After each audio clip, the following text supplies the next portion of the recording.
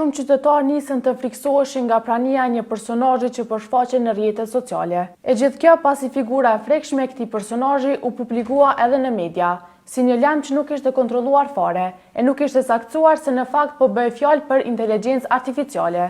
Fenomeni që u shndrua në fantazmën e rrugëve u bë temë diskutime, pasi në fakt u shfaq si lajm i pa identifikuar dhe që ndikoi për të keq në publikun e gjerë. E kjo gjë nuk përfundoi me kaq.